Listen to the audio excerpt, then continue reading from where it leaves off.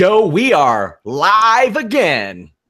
What's up, everybody? July 11th edition of the Holy Smokes podcast. We definitely apologize for the technical difficulties. That's what you get for modern technology that is supposedly awesome, but sometimes it's not generally awesome. It is okay. As always, it is Tuesday. It is Holy Smokes podcast. Yours truly, Joe Ferraro. Follow me online at Showdown Joe. Of course, you can give Sean Ross Sapp a follow at Sean Ross Sapp. He is my co-host here. We are fresh off watching the McGregor Mayweather press conference, or according to Mayweather, it's the Mayweather-McGregor press conference. Dana White stepping in between them at the end. It pretty much was what I expected. Nothing crazy other than maybe potentially I was waiting for them to basically jump each other, beat the crap out of each other, but it didn't happen. What did you think overall of the press conference, Sean? Whew, there's a lot to unpack there. Well, first off, both men are on time, which explains how important they both consider this fight. Because traditionally, neither are on time. Neither even knows what time is supposed to be on time. Also, I don't know if Brendan Schaub ahead of time was told, hey, you got to push for McGregor hard. This is your role. Because generally he doesn't. Generally, he's very realistic about the possibilities involved. But then let's get into something. UFC is about 2 decades ahead of the curve, apparently, on press conferences. Because that ass-kissing prepared statement stuff that we saw at the beginning, the fans didn't like it. Conor McGregor didn't like it. Nobody liked it. And as soon as Dana White got up there, he was like, I'm not talking. Here's Conor McGregor. Those guys, Stephen Espinoza and whoever that other guy was, made Dana White look like John F. Kennedy on the mic. It was remarkable. What did you think of the whole intro situation? Aloe Black was performing. I mean, I got no problem with that. Sure, whatever. Listen, when it comes to that, here's. I was looking at that. I'm a huge Aloe Black fan. I've got about 3 or 4 of his songs on my phone here, or on iTunes, whatever. I guess it was my mood heading into this press conference. I just wanted to get to these guys getting in there and just promoting the fight. I just wasn't up for the pageantry. I get it. It's huge. Was there 20,000 people at the Staples Center? Totally get that. But I could care less today about the pageantry. I mean, if I was there in person, I'd have probably loved it. But I'm like, yo, let's get this going, guys. Let's get Conor up there. Let's get Floyd up there. Let's get to what we're here for. And when we finally got it, then I was impressed. Conor McGregor doing his thing. I'm surprised there was no questions allowed from the media. Totally surprised by that. Shocker. Yeah, shocker. We'll see what happens tomorrow when they get here to Toronto. But yeah, a little surprised about that. But Conor did what he had to do. Floyd did what he had to do. I mean, Floyd dropping MF bombs and F bombs and calling Conor a bitch. And Conor saying he's going to knock him out in the 4th, knock him out within inside 4 rounds. I mean, this is what I wanted to see. And I got a lot of respect for Conor McGregor. Listen, this is a guy 4 or 5 years ago that was collecting welfare, social assistance checks, and look at him now, man. This guy here, he mentioned his son. I got lots of love for Conor McGregor. I may not like a lot of what he posts on social media. I think he's better than that, but I get that he's playing.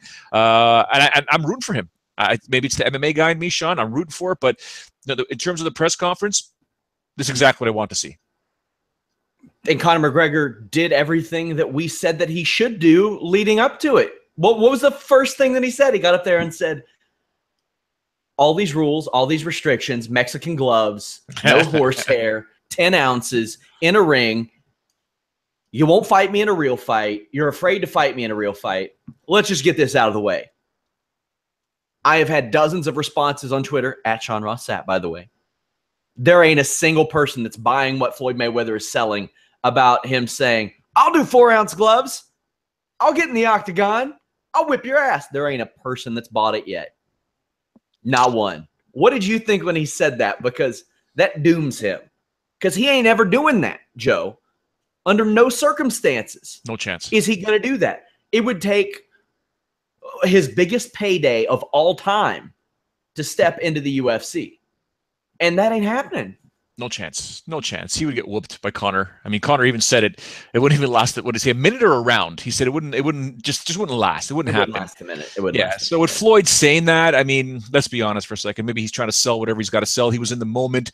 You get in front of a microphone. You're not talking like you're really talking to your pals, or you're at a bar, pub, at a barbecue, whatever.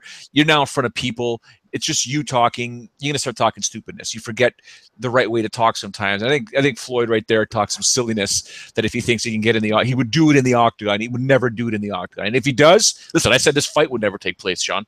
I said this fight would never take place, and here it is. You know, if we'll see what happens. There's so much that's going to be discussed leading up to this fight, and of course afterwards, when it's all said and done, August 26th. I guess it'll be August 27th morning. You and I will discuss it live, but. Our boy, and also we're going to have Carlos Toro in the air with us, our Fightful boxing analyst as well. I've invited him to join us. I thought that would be a good person to have as well. Our boy Graham Williams says you have more of a chance of tying a hot turd in a knot than you have Mayweather fighting McGregor in the octagon. I would be inclined to agree. And man, oh my God, I don't think that Mayweather really knew what he was getting into with this presser, to the point to where they cut McGregor's mic halfway through. Did you notice that? I noticed that, and that wasn't very cool. So to that point there, okay, I think Floyd knew what he was getting into. I think he kind of visualized or understood, man, this Conor guy is a gong show. Like, this guy here is no joke. This guy here is going to try and steal the show. This guy here is brash. And I'm ready for it. I can do it. No problem. No problem. I've done this 49 other times. I'm not worried about it. I've fought trash talkers before. But then when he gets there and he sees it, it was kind of like, I think he was doing more thinking than he was talking at the time. I don't think Floyd Mayweather is remotely afraid of Conor McGregor. I think he's probably realizing this dude's unpredictable. We don't know what can happen here. He's not afraid of me. I'm not afraid of him. This could get real ugly. I think that's what went through Floyd's head. I mean, I'm not him. I don't know, but I don't think he's scared of him. I think he was maybe potentially overwhelmed with the situation, thinking, what's up with this? Like, this Conor guy's something else. Now I really get to see him. He's a big boy. He's got a big jaw. He's got a big target. And of course, with Conor saying, look at this little man, old man. He's got a 2012 Rolls Royce out there, little body, little chin. You know, it's hilarious. I thought it was fantastic. So I think both guys did pretty good, considering who they're catering to. Does that make sense? Yeah, kind of. But I don't even think boxing fans buy into, and I consider myself a boxing fan, buy into what Mayweather said about the 4-ounce gloves and the octagon. And I think that's a big hit to him. And that's, I mean, how many times did I say it on the show, Joe? Like, that's what McGregor has to do, because there is a really fantastic chance that Conor McGregor is going to get just picked apart for the whole fight. So he has to set himself up after that. He's got that built-in excuse of, well, it's not a real fight. That's one facet. That's one. And him challenging Mayweather to step over there, and Mayweather saying, yeah, I'll do it, but he's never going to do it.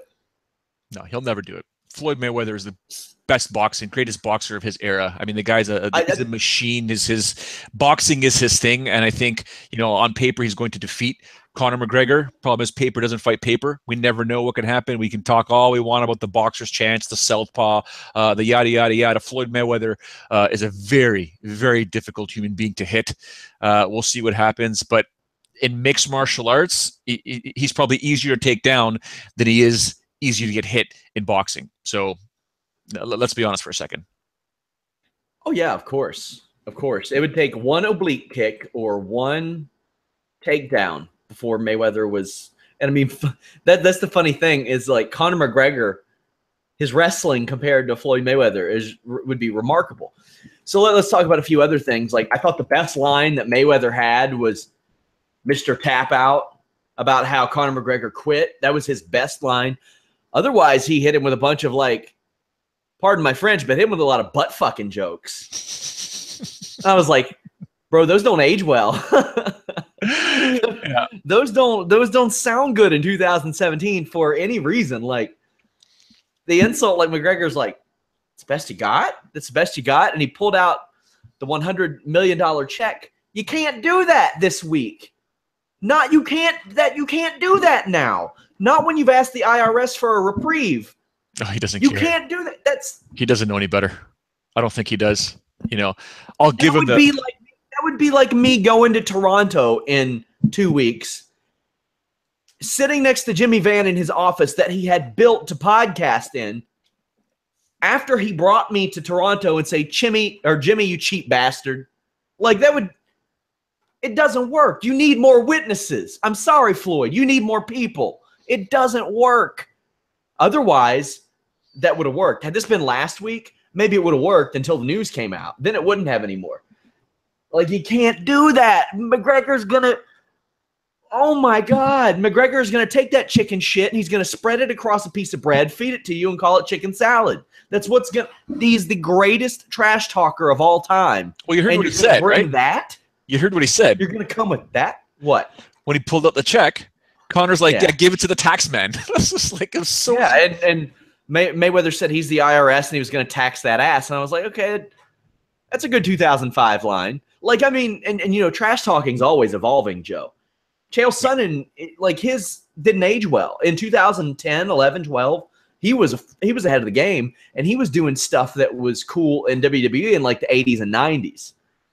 Yeah. Well, Conor McGregor stepped forward and he took like the best of Ric Flair Volume 1 and put his own Irish flavor on it, made it really good, did it himself, and that's just the best. And man, do I think Floyd Mayweather's going to win the fight? Oh yeah, but I think he's taken L after L after L on this press tour. And you better I was shocked when they gave McGregor a mic. I was shocked when they gave him a handheld mic because I thought the podium setup was there to protect Mayweather from that sort of thing. 100%. But I'm going to give Floyd. I think Conor won the insult battles, the verbal battles. But when Floyd said, "Mr. Tap Out, this guy's a quitter," you saw Conor's face finally get a reaction where he was like, "Mother," right? Because it's true. He did tap out to Nate. And Floyd's going to take advantage of that. Yeah, that was a fantastic insult there. This is all about mind games. And Conor McGregor has made a career of getting into people's heads, has made a career of getting into their mind. He beat the best featherweight of all time before the fight even happened. Yeah, yeah. Nobody was ever going to do that to Jose Aldo. Jose Aldo was one of the most feared men to ever compete in mixed martial arts. And as closer, and no matter how many times that fight got postponed, how many press conferences, Conor would still get in his face. I mean, the day he stole the belt, I mean, people will never give that enough credit. That is one of the most unbelievable moments in press conference history for Conor McGregor, to steal Jose Aldo's belt right in front of him. That takes balls. That takes a lot of savvy. That takes a lot of, brass ones to do that. He doesn't care. And people were like, dude, you're going to get killed by Jose Aldo. Jose Aldo's going to knock your skull into the 17th row. You're going to get the crap kicked out of you. And he beat him. It was 13, 14 seconds. Like, yeah. Conor McGregor's fearless, man, and he believes he can beat Floyd Mayweather. So I'm definitely looking forward to this fight no matter what happens. I'm still going to give the edge to Floyd Mayweather no matter what. But if Conor wins, do you think I'm going to be surprised? Are you going to be surprised? Here's the thing. I see Steve Muehlhausen, who's one of our Fightful boxing reporters. By the way, catch him on the Fightful Boxing podcast. It drops after every major event over at Fightful.com. Subscribe to us. Leave us a thumbs up on the video. Subscribe, iTunes, Stitcher, YouTube. But he said he thought Conor brought the best out of Floyd. If that's the best out of Floyd, he's in big trouble. Oh, he's in big verbally, he's in big trouble. In the ring, he ain't in much trouble. Also, guys, check out Carlos Toro's Fightful Boxing newsletter. If some of you are here for the boxing aspect of things, he does an unbelievable job on that newsletter. It drops every Thursday. It's over at Fightful.com under our boxing section. We cover MMA, wrestling, boxing. The Holy Smokes podcast usually launches, and we have split screen, and that runs at 3 p.m. on Tuesdays. We have guests like Elias Theodoru, Frank Trigg, Sean Pearson, Faraz Zahabi. But we brought you this abbreviated version. We're going to talk Nunes, Helwani, Mousasi, UFC Glasgow.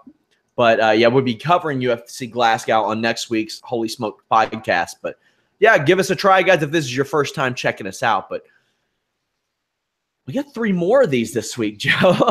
If something crazy happens, I'll have to do a breaking news podcast. But, yeah, it's man, what changes do you think are made? Do you think that Mayweather makes sure McGregor doesn't have a mic after this? Probably. But good luck doing that when this thing gets over to Europe. When it gets here to Toronto, it's neutral ground. We'll see what happens, but Conor will fight that. But I think this progressively gets a lot worse for Floyd Mayweather. I think this is not going to be good at all. This is Conor McGregor's world. This press conference, these tours, these verbal jabs back and forth. He's going to lose, in my opinion, every single one of them.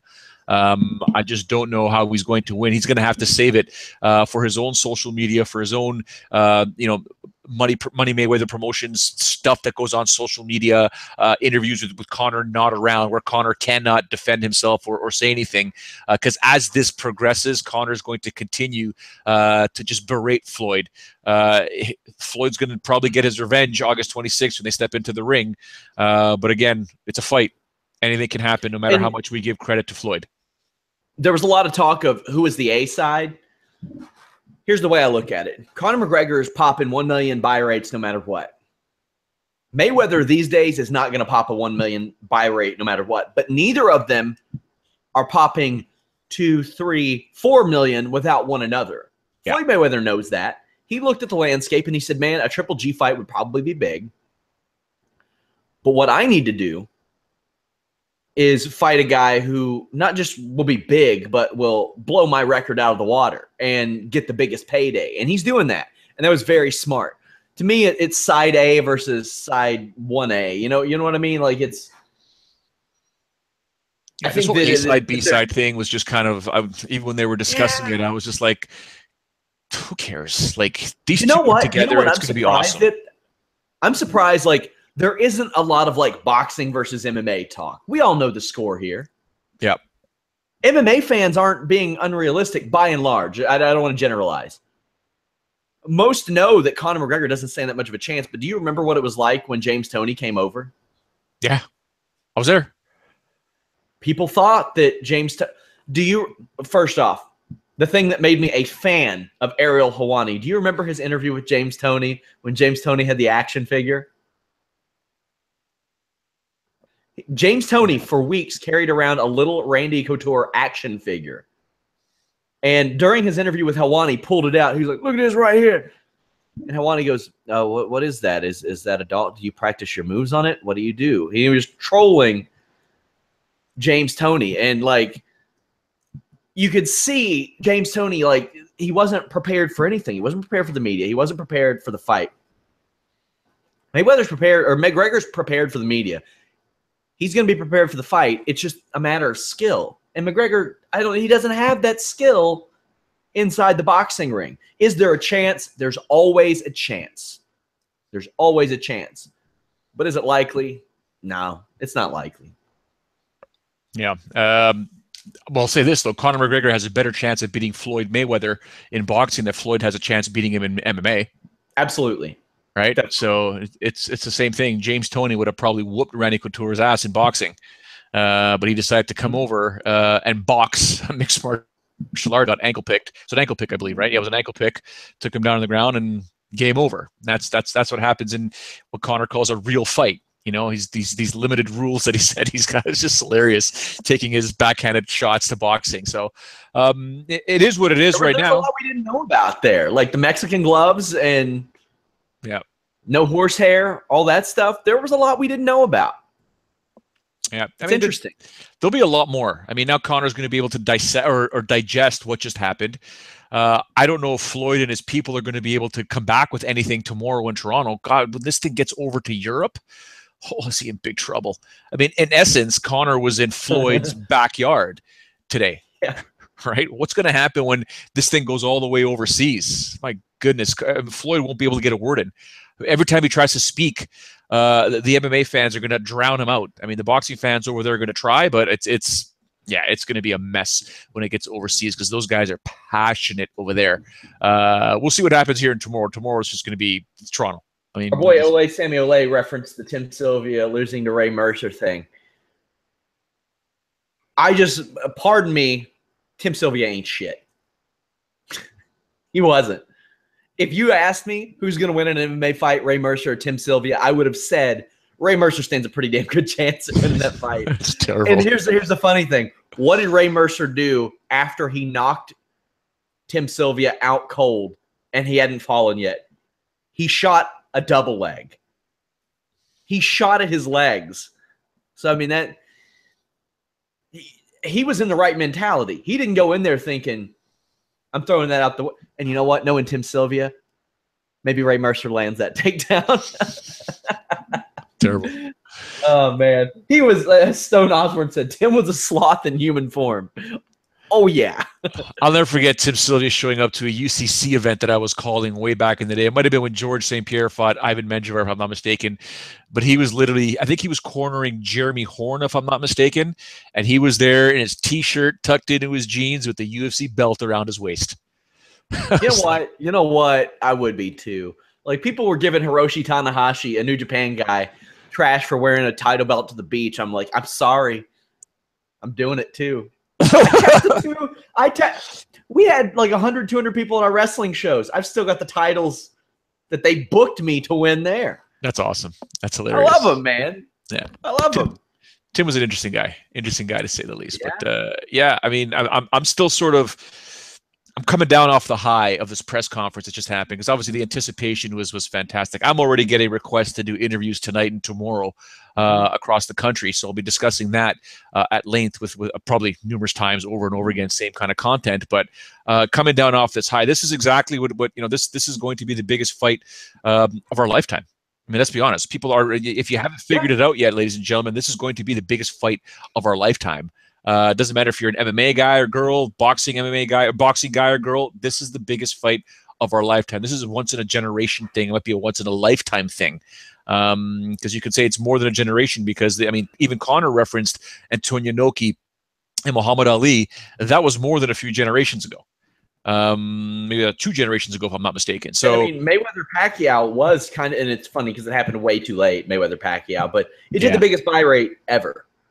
Yeah, this will beat it. So this is going to be it. And you got like Nate Diaz tweeting SMH, which is the best thing he could have tweeted, and Daniel Cormier screaming at Showtime Sports on Twitter to not handcuff Conor McGregor. Like, I agree. Yeah, is Carlos Toro going to join us? Or is he going to be on the chat? Oh, he's going to be on our Mayweather McGregor post show when it. Oh, okay. I thought you meant right now. Okay. Yeah. No. On the Mayweather McGregor post show, we've invited him on. But guys, again, if you're like a casual boxing fan or even not a boxing fan and you want to learn about boxing, read his newsletter. It is unbelievable. Like, as I read it I was editing it last week and I was like, damn, this is badass. This is incredible. So shout outs to our boy Carlos Toro for doing that. Now let's talk about another thing that I think is worth mentioning. The UFC going out of their way to have Ariel Helwani removed from the Showtime Sports team. Ariel Helwani, writer for really one of the faces of MMA fighting. And the UFC has had problems with him before. He broke the Brock Lesnar news before they could. Did I like the situation where the UFC where it was paying him and he didn't let people know about it? No. But I feel like he's done a lot to rectify that since then. And I mean, like, Joe, this would be like the people at UFC Central calling up Jimmy and saying, get Joe off the air. No. Yeah. They fired Ariel Helwani and they got him fired from another job. I see your point. I see your point. I mean, I'm unfortunately, ladies and gentlemen, I am the absolute wrong person to give any sort of opinion on Ariel Helwani. Let any personal shit go away. We don't care about any of that. But I mean, from a realistic, why would they do that? Especially, I saw that, and I don't know why they would do that. What is the benefit, or what is the recourse? What is the negativity of having Ariel Helwani there? Like, what? I mean, this has got to be something personal. This has got to be something that what did Ariel do to piss them off? Because that doesn't make any sense. I mean, I don't. Well, still a thing from a year ago. But my question is, did you do something today? You know who likes Ariel a lot? Conor McGregor. Yeah. Conor McGregor loves Ariel Helwani. So I get the feeling that when he gets wind of that may not sit well with him. Not that it's going to change his decision making or anything, but I don't doubt that Conor McGregor would be like, "What the fuck you doing to Ariel? Like, why? What's the deal with this?" So I don't. So I don't understand how it all went down and what happened, because, you know, why would the UFC even tell Showtime you can't have this guy there? Like what? Like Showtime would be like, so like what? Who cares? Like he's here. Like I don't understand. Like something crazy must have happened, because it doesn't make any sense. Ariel should have been there. No ifs, ands, or buts. Did he have some sort of news that we don't know about that he leaked or was going to leak and stuff like that? I don't know. Like, I mean, but is that worthy of having him removed? No. I mean, I don't know. It doesn't make any sense whatsoever as to why. There has to be something there, unless it's a personal vendetta still from Dana. No matter what, I'm always going to screw you, Ariel, blah, blah, blah, blah. Dana's probably thinking, oh, you know, here's a good opportunity. This is going to be the biggest fight in history, and I'm going to remove you from it. Did that happen? Yeah.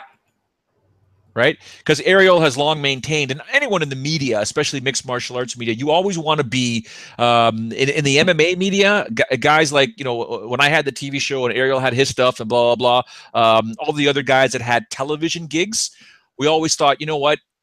You look at Howard Cosell, and that's who you wanted to be, or something of that nature, the Howard Cosell of MMA. And Ariel long has always said, you know, that Howard Cosell was his idol, or someone he looked up to, someone he respected, and to be able to do what he does in the honor or image of Howard Cosell is something that, you know, guys like myself would always be like, yeah, man, this is. I would go to every. I mean, you guys see it all behind me, right? Like, I know one of them is falling. You see all those passes up there, guys. Like every one of those UFC events that I covered, and there's more going across. I used to tell my producers all the time, guys, we just live in the moment, man. And I remember every single show sitting cage side and octagon side and taking a moment of gratification and saying, look where you are, dude. Look where you are. Like, this is the shit. You made it. And this is like 80 events, maybe 80 events I've covered. And I'd always tell myself, you made it. You made it. Appreciate it. Don't do anything to ruin it, because karma will get you. Don't do anything to it. You ride this wave as much as you can. So we appreciate it. We understood it. Now you get to a point where you get this once-in-a-lifetime fight like McGregor and Mayweather. There's nothing more that you want to do than to be there along these 4-city tours and cover this event, and maybe hopefully get on the broadcast to work the broadcast, blah, blah, blah. That's null and void for me nowadays. That's gone. But Ariel had that opportunity. And I think Dana or somebody knows that this is his dream come true. And they cut. How do you think Dana feels about Brendan Schaub being on there? Because he didn't break any stories before, but Brendan Schaub he's a guy that criticized the Reebok deal. He's worked for Bellator, but he was still on there. So that's a little puzzling to me. But Brendan Schaub also promotes the hell out of this fight. It's an unusual one. Hey, I want to talk about the Amanda Nunes thing instead. Talk about that. She had sinusitis. Sean ripped me. I tried to joke before we went on air because of the sinusitis. I said, oh, she had a cold. He's like, what? No, I'm going to explain it to everybody. Whoa. I did not say it like that. He insulted my wife, my son, my family. I'm like, Sean, like, relax, man. I'm kidding. Well, listen, I'm sorry I took your dog to the pound. Go ahead. Sinusitis. So sinusitis, I didn't realize I had it until I watched a Joe Rogan podcast with Donald Cerrone, and he explained this condition where one day he fell over brushing his teeth. And it was because he sparred really hard, and a lot of it was because of deviated septum, which I've had for, God, like 15 years now, ever since the first time I started to spar. And he talked about how a lot of times it would cause blockages and buildups, and he couldn't breathe and he couldn't focus. His balance would be off. It would cause vision and issues like that. He said sometimes you could massage it out. Sometimes you have to use a neti pot. There are a lot of ways that it affects you. Some days you're good, some days you're not. If it got that bad for Amanda Nunes, I completely understand, because I had to use like a massage thing on my head to get buildup out from sinusitis one time. And You'll be walking down the stairs and you got to hold on to the rail, or you'll be standing there, you'll tip over a little bit. If that's the case, I completely understand Amanda Nunes not wanting to fight. And here's the thing. When you do that, even if your balance is off, a doctor will tell you, yeah, you're probably pretty good to go. You're okay to go, but you're not always okay to go. So I thought that needed to be addressed. There are a lot of people that for some reason, they're like, she's afraid. Well, afraid of what? She's not afraid. Settle Afraid down. of what? Afraid the baddest woman on the planet is not afraid of another bad Yeah. woman. Settle down. But let me ask you this, though. Why not say you've got sinusitis? Why not say you're suffering from the symptoms? Why not get it out there? Or was she too embarrassed that, guys like me joking around saying, you got a cold? Yeah, could be. Very well could be. And I understand that too. I do. Not really much else to talk. I mean, Valentina Shevchenko kind of thinks that she was making up a little bit, and her coach said a little something different. Nunes did. So yeah, that's something that we'll monitor over the next week. Also something worth monitoring, Gegard Mousasi to Bellator. I'd say that relationship with Scott Coker didn't hurt that at all. No, not at all. And I think that the UFC did let one guy go.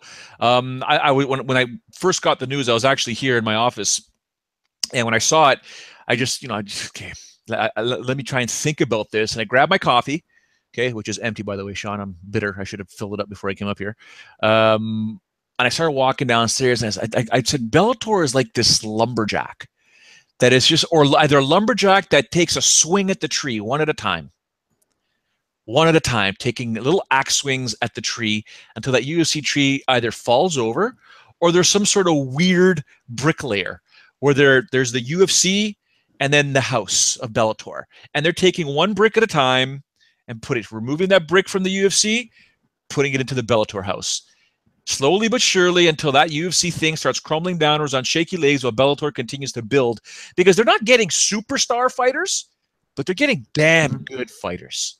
Right? They're getting damn good fighters. Gegard Mousasi is a title contender at middleweight. I know you sent off a tweet about comparing him in the heavyweight division. Yeah. It's a serious question. But that's a good catch. Rory McDonald, Gegard Mousasi, like they're getting dudes, man. They're getting dudes. He is a double and triple title contender if he wants to be.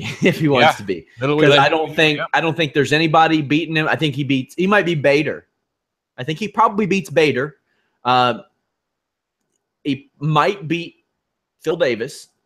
I think he definitely beats King Mo. And that's at light heavyweight. Now keep in mind, he was offered a light heavyweight interim title shot last year against Rumble Johnson. And Rumble Johnson was like, no, I think I'll wait. That's why I was inclined to believe Rumble Johnson knew he was going to retire. And then you look at middleweight. Boy, are those cupboards empty at Bellator middleweight. Yeah. Rafael Carvalho is the champion. Melvin Manhoof was your top contender twice over the last year. Twice. You do have who is it? Rory McDonald saying that he'll move up, but I mean, you're talking like Mousasi versus McDonald. That's one hell of a fight. That's a good fight to put on. But other than that, it's rough. It's rough there. You've got John Salter. That's the best you got there. Yeah, Alexander Shlemenko maybe. Yeah, toast. Chris Honeycutt, is he contending with Gegard Mousasi? No chance. Not a chance. Now, here's the good thing about Mousasi. He's 31 years old. Mm-hmm. But he's at 31 years old where we can say he's the 31-year-old pioneer of MMA. Oh, he's been around forever.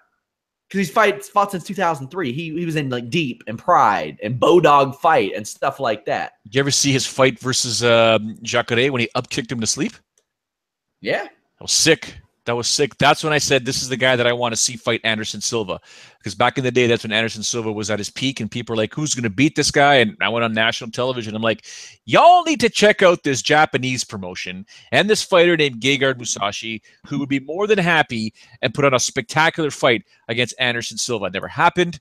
And at this point, it may never happen. Then again, we don't know with Anderson Silva. He's crazy. He's, as Dana White says, he's special. Don't be surprised if he goes. Imagine he goes to Bellator. Yeah.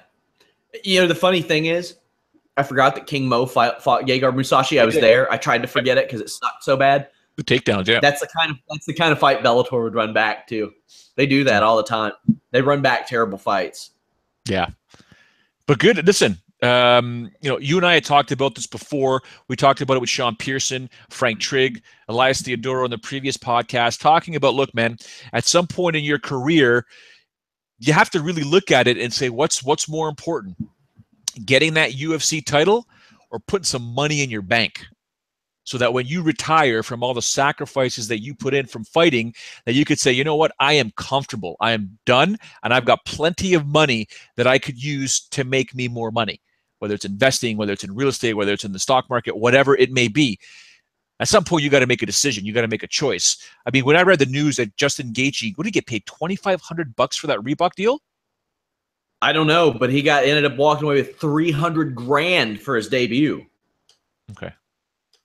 How did that happen? Bonuses and stuff. Yeah, but he should have gotten more from Reebok, because that fight's going to be replayed a lot. Those highlights are going to be replayed a lot. To me, it's not just what you get for that fight. It's, well, what about, I think that a Reebok should do like maybe a knockout or a finish bonus or something like that. Because if you get a finish bonus, that Reebok logo is going to be replayed over and over. That's a very good point. Again. Reciprocal royalties. Yeah, no, I totally get it. It makes total sense. I just don't believe that a guy like Justin Gaethje should only get that kind of money. And I know it's a difficult structure to put together. I've always maintained that UFC contracts or mixed martial arts contracts, heck, even boxing contracts, should be structured in a way. It's already a brutal sport, guys, girls. It's already, sometimes I think to my head, I've been involved in this game for so long. It's unfathomable sometimes that I get enjoyment of watching these people beat the shit out of each other, but it is what it is. It's available, and I choose to consume it. So if they're going to punish each other, let them get paid. And you want more action? Put an incentive on there. This is your flat rate to get paid to show up and make weight. This is how much you're going to get paid when you actually fight. But if you finish, you're guaranteed this. Yeah. And you're guaranteed this amount in the first round, this amount in the second round, this amount in the third round. The promotion that I do commentary and play-by-play for on occasion does that as well. Also, since we're talking about Justin Gaethje, well, I want to mention Mousasi too. With looking at Bellator's roster right now, I'm just going to run over it just like really quickly. I just want to run over some of these names.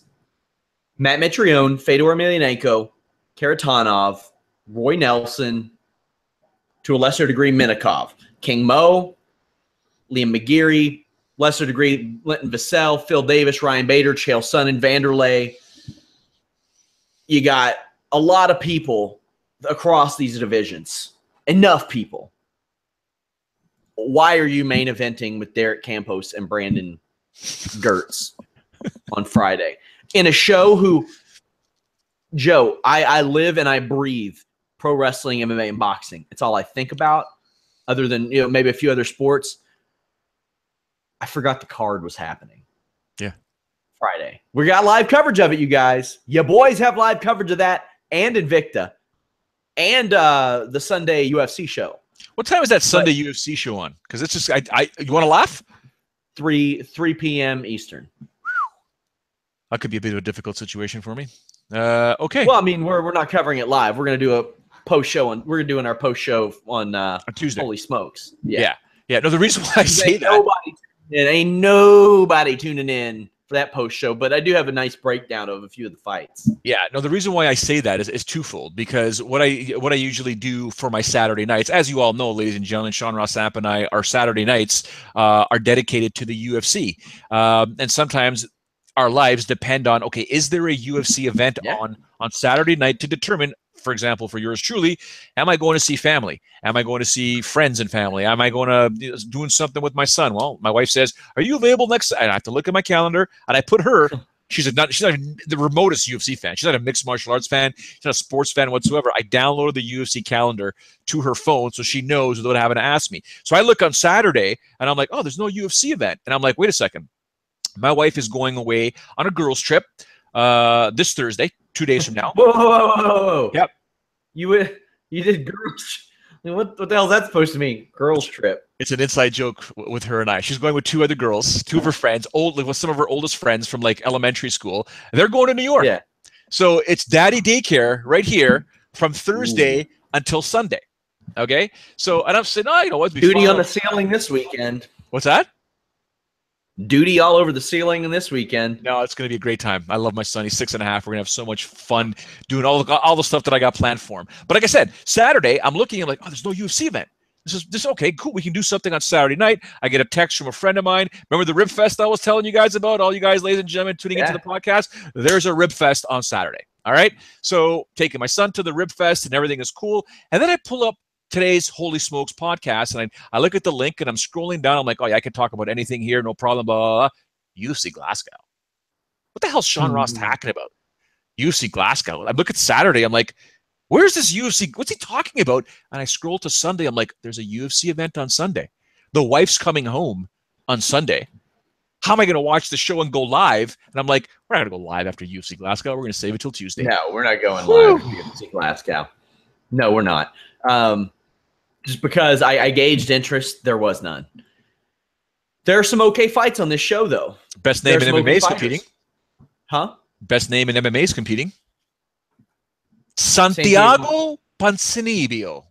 I'm interested in that fight. He's not like a flashy striker or anything, but he excels at the basics, like form, technique, reach, cutting off the cage, and that's something that a lot of people have had trouble with Gunnar Nelson is cutting off the cage.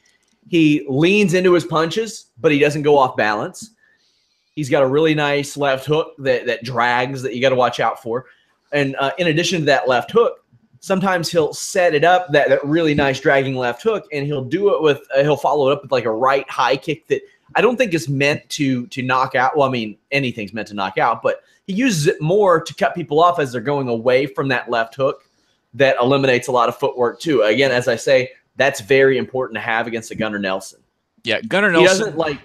He doesn't turn his hips a lot when he strikes either. He generates a lot of his legs, or he uses his legs for a lot of power. Yeah, and he's funny, a guy in Gunnar Nelson that fights a style that is, I absolutely love the style. It's old school karate, but an easy guy to take down. The problem is you don't want to go to the ground with Gunnar Nelson. So no. He works so good out of like the seat belt and the body triangle. But there aren't a lot of positions that prove that tough for Gunnar Nelson. Of course, against Damian Maia, any position is going to prove difficult. Yeah, he's got 4 performance of the night bonuses, 6 finishes by submission. Ponzinibbio's never been submitted, though, and a lot of that is because he works so well to stay on his feet. He gets underhooks and cross faces on the feet really, really well. But not only that, Ponzinibbio counters off of those underhooks really well. So when people are like resetting, like, oh, I didn't land that takedown, no, they're usually eating like a quick right to the face from Ponzinibbio as well. And even when he does get taken down, it's a real wrestler thing that Ponzinibbio does. He hasn't fought a guy with a great body lock or anything, but he does stuff to where his shoulders, elbows, and arms kind of stay up off the mat or don't stay on there. He doesn't get pinned. Yeah. And that's very, very important. Nelson smothers people, though, so that's going to be something worth watching out for because I don't know that Ponzinibbio's ever faced anybody like that. It's not just that he smothers people, Sean. He transitions so fluidly from position to position. He passes your guard with one leg. You do this. He goes to the other side. Now he's in mount, or now he's in side control. Oh, he's got 1 hook in. Oh, now he's got 2, and now he's got the backpack, and now you're in big trouble. And you look up at the clock, and there's 3.5 minutes to go. That's what Gunnar Nelson does. And if he gets on top, you're going to give up your neck. And whether you choose not to give your neck, you're going to get elbowed in the face until you give up your neck. He doesn't want to hurt you. Who did he fight last or 2 fights ago where he could have knocked the dude out standing up? He's like, no, I'm going to go down to the ground. I'm going to choke you out. We're going to be gentle. Brazilian. Was it Juban or Tumanov? It may have been Jobin. I think it was Jobin. Jobin, yeah. He was just like, yeah, I'm not going to knock this guy out. Juban, what the hell am I thinking? Feel like Todd Grisham. Yeah, Nelson does a really good job of Can we talk about that for a second? What? Yeah. So a lot of people, and I had my own friends who I've known for the better part of, Jesus, Sapp, 20 years? You can call me Sapp. You don't have to call me Jesus. We're friends. All right. Could call you the Messiah, but that'd be right. Anyways. Could be. He sends me a text, and he's like, dude, did you see that UFC play-by-play guy butcher Sakuraba's name? And I said, I did, actually. And let me tell you a story of what I thought and what I saw and what I heard in that very moment. And I tweeted about it, okay? Because it's so easy. You know, you're a play-by-play guy. I'm a play-by-play guy. I could have, so when I do, I don't know, a Ryzen show or a Titan show, I'm on the air for 6 hours, 5.5, 6 hours. I need to make one mistake. I need to make one mistake, and the internet blows up. Now, it all depends on the producer that you have in your ear. I'm not saying this is what happened to Grisham. I'm not saying it. Potentially, though, this may have happened, and I'll tell you why.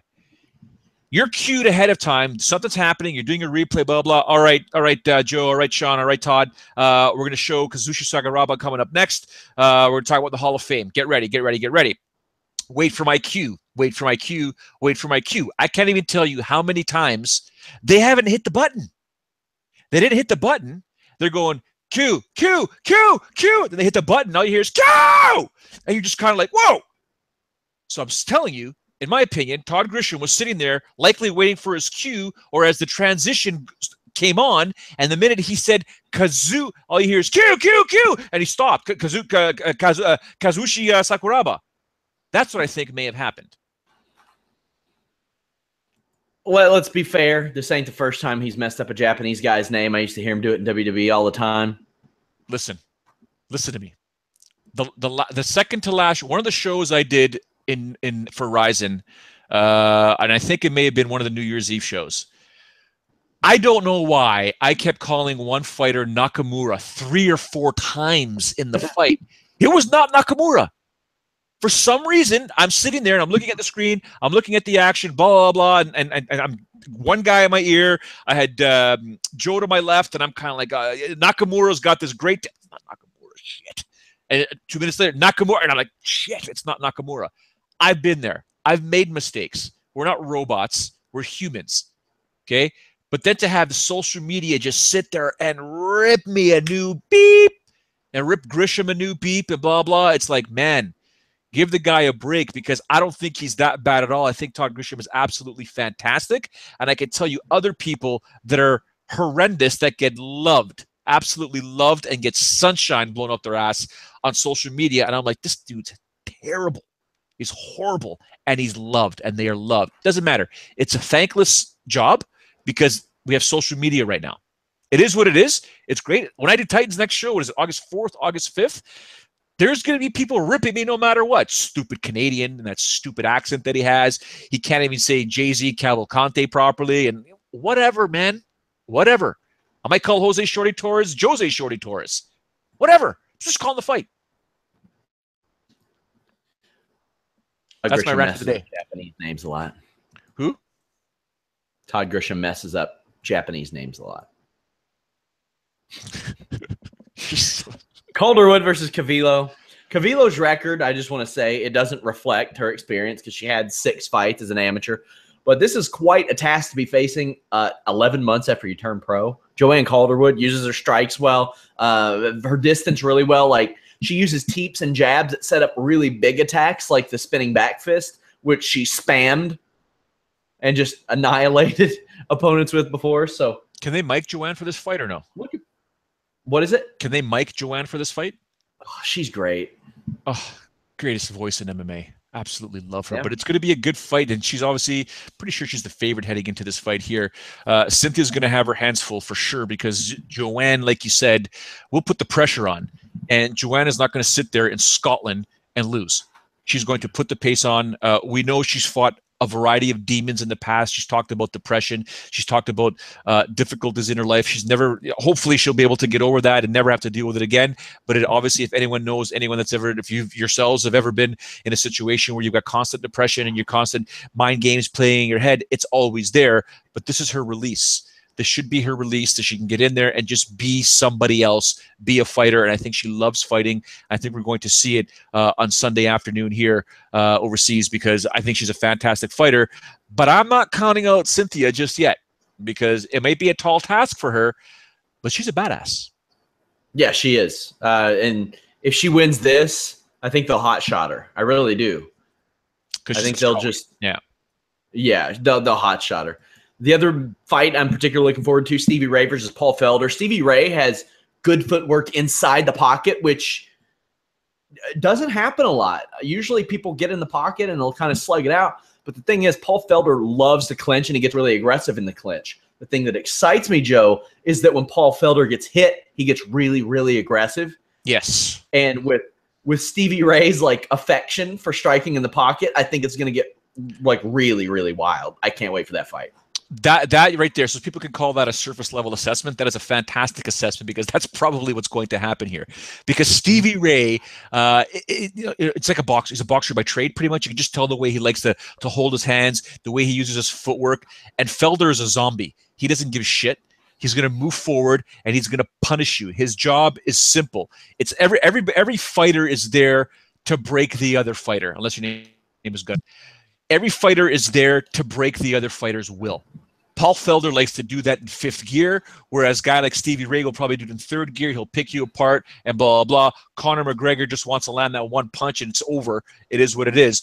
Paul Felder is one of those fighters that's just like, I'm going to beat you so bad you're going to give up and not even realize it. So it's going to be a fantastic fight. I don't know if we're going to see this fight technically take place in the pocket, because I don't think Stevie Ray is going to want to sit there with Paul Felder. I think we're going to see a lot more foot movement from Stevie Ray.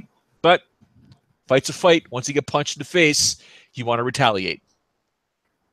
Yeah, we got live coverage of that over on Fightful.com. I want to encourage you guys to go use the Fightful.com forums. Head over there, start a topic. We got MMA, boxing, wrestling, TV, music, movies. Hopefully sports pretty soon, too.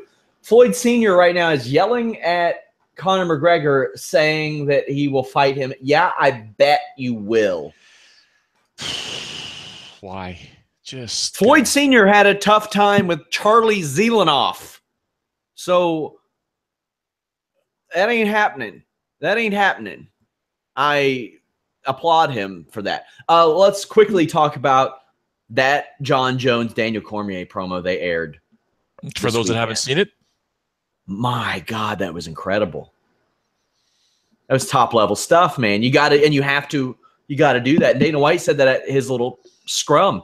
You can tell he was in a mood throughout this weekend. Like, even though the Nunes thing happened, he was just in the mood to talk. He's going on this press tour, but he still does he's doing the video blogs, which he hasn't done in years since he got in some trouble for some stuff he put on there. And he did the scrum, and he's saying, like, making it known he's going to be around for years. So he's in the mood to talk, and he straight up said, we had to tell that story. You can't do that you can't have this fight without telling the story of how it happened. And that required John Jones to, like, approach some pretty touchy stuff. Touchy stuff, yeah. So I talked to John in Buffalo.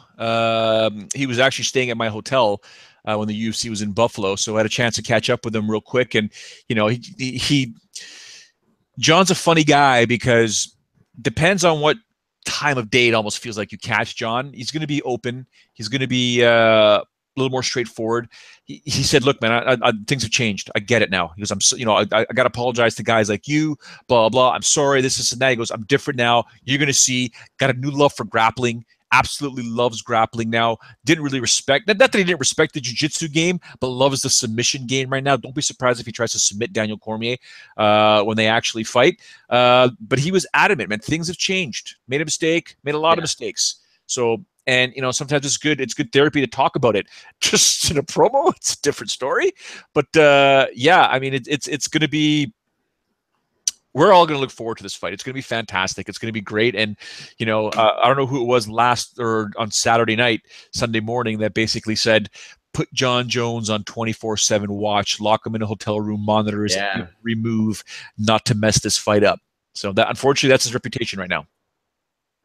I got somebody chirping at me in the chat saying, don't disrespect Floyd Sr. He was a good fighter. He was an okay fighter. He was not like a great fighter. And when he was an okay fighter was 25 years ago. Oh, no, wait, no, 35 years ago. 35 years ago. He couldn't beat almost – he had real trouble facing half-decent fighters. That's just the way it was. Was he a great trainer? Was his son great? Yes. Yes, he was not a great boxer. Anything else to add before we go? No, just excited for the weekend, and then just lots of stuff for me to do. I mean, I got to get an article going for this UFC Glasgow. I got to get a video rant going. I got to do an article tomorrow. I'll give you more thoughts, ladies and gentlemen, on this Conor McGregor Floyd Mayweather press tour leading up to this fight here. And who knows, by then, come Thursday when I do the video, what kind of topics I'll take. I really want to open up a lot of the articles and videos to fans and what they think and what kind of questions they want answered or thoughts, and sort of feature people, especially all these people that are so loyal to us on the chat that keep showing up to every one of these shows. So we'll see in the future if I can do that. But yeah, a couple articles from yours truly will be up on FightfulMMA.com, Fightful Online, of course. Fightful.com, obviously the video, and then Sean and I next Tuesday once again, because we're not doing a post show for this UFC Glasgow show, because really there's only 3 fights that people may want to hear about. But yeah, that's pretty much the basics for me. What about you, sir? Ariel Helwani just tweeted that the decision to pull him was 100% Dana White, who fought for it. Ouch. For me, I got SmackDown Live tonight, doing a post show podcast there. The List and ya boy tomorrow. And then I'll probably do a show, like a Fightful Book Sitter members only show at the end of the week. I'm going to catch up on sleep, Joe, because last Friday I told my associate editor at about 4 p.m., Alex, just go on. Go hang out with your family this weekend. I got it. Because we had a WWE show Sunday night. I was like, I can handle that. I can handle it up until that. And we had International Fight Week. I was like, it won't be that bad. So a pretty big name in WWE got released. The former president of TNA Wrestling was announced to appear on WWE programming. WWE changed the title at a live event in Madison Square Garden. Amanda Nunes pulled out of a fight. Yeah, it was a busy weekend. It was a busy weekend. No sympathy, because that's what happens in these sports. That's what happens in the game. Every time you think everything is fine, aka me at a family event in Midtown Toronto, enjoying the sunshine, posting pictures on my Instagram saying enjoying the sunshine while the family's at the Midway. Oh, hey, Amanda Nunes just pulled out of her fight. What? Yeah. And I was like, we have Instagram now, by the way, at Fightful Online. I should follow. Yeah. All right, guys. I guess we're done. Follow us at Fightful Online. Subscribe, like, thumbs up. I want to thank you guys so much for joining us. A year of Fightful.com. We're out.